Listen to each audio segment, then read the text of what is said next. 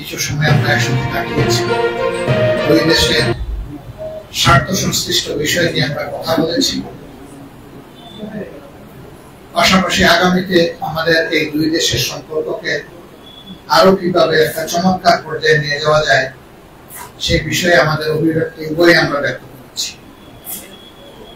একই সাথে সম্প্রতি যে গণঅভ্যুত্থান হয়েছে এবং একটি কর্তৃত্ববাদী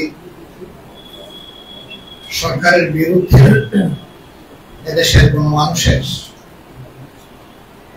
যে লড়াই ছিল 15.5 বছর ধরে চলে আসছিল, সেই লড়াইয়ের পরিসমাপ্তি পর্বে আমাদের দেশের ছাত্র তরুণ যুব সমাজ কোটা সংস্কারের দাবিতে যে আন্দোলন গড়ে উঠেছিল, সেই আন্দোলনকে দমানোর জন্য সরকার যে কুৎসিত পথ অনুসরণ করেছে, সেই পথের কারণেই অসংখ্য জীবনের বিনিময়ে, হাজারো মানুষের ত্যাগের বিনিময়ে, দেশে প্রবাসে একই সাথে লড়াইয়ের বিনিময়ে এই জাতি সাময়িকভাবে মুক্তি পেয়েছে।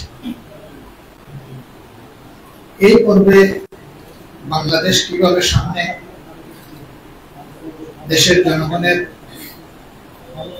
উন্নতি, নিরাপত্তা এবং অগ্রগতি নিয়ে বিশ্ব সম্প্রদায়ের সাথে কাজ করতে পারে, বিশেষ করে বাংলাদেশ এবং কোরিয়া এই ক্ষেত্রে তাদের পার্টনারশিপকে আরো কিভাবে উন্নত করতে পারে সেই বিষয়গুলি আমরা আলোচনা করেছি।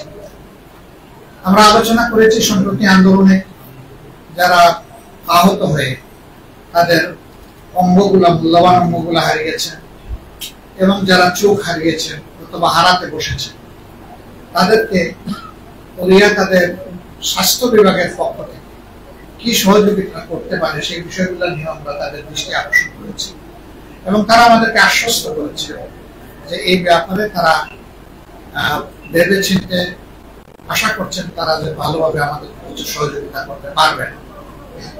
এই মুহূর্তে এই সহযোগিতাটা আমাদের বড়ই প্রয়োজন, নইলে অনেকগুলো জীবন আজীবনের জন্য পঙ্গু এবং বিপর্যস্ত হয়ে যাবে।